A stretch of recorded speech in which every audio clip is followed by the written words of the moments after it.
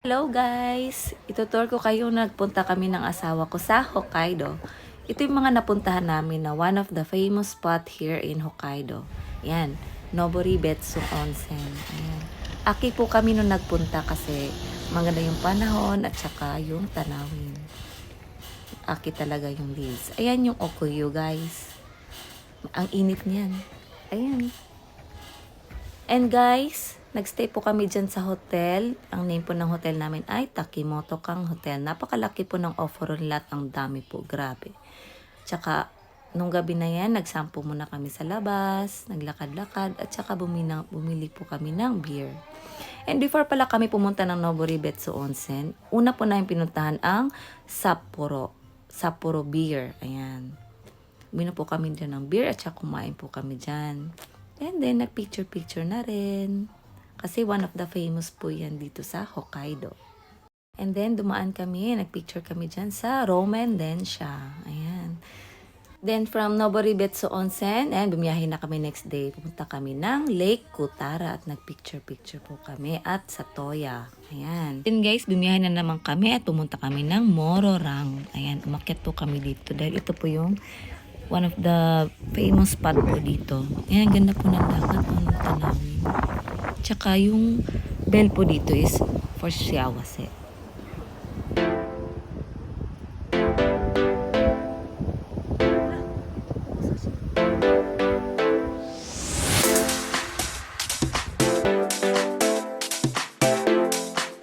Alam nyo ba guys, 2 days and 1 night kami dyan sa Hokkaido.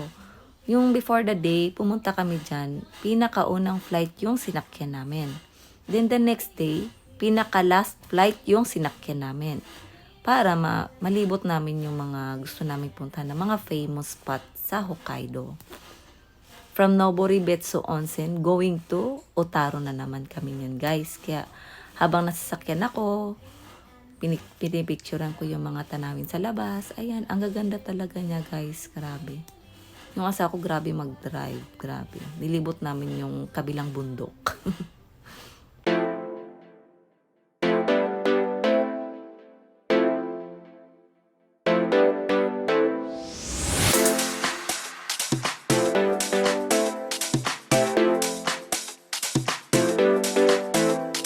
So guys, habang bumibiyahe kami, huminto kami sa famous spots daw. Yan, dyan. Ayan, picture-picture kami.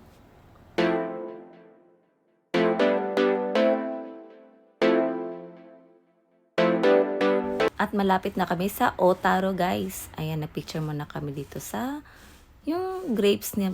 Grapes po siya. Tapos ginagawa po nilang wine. Ayan, gawaan po yata ng wine dito. Ayan, malapit na kami sa Otaro guys. Ayan, nag-picture-picture na rin kami.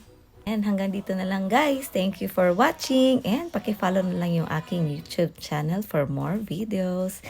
Bye! Sana nag-enjoy kayo guys.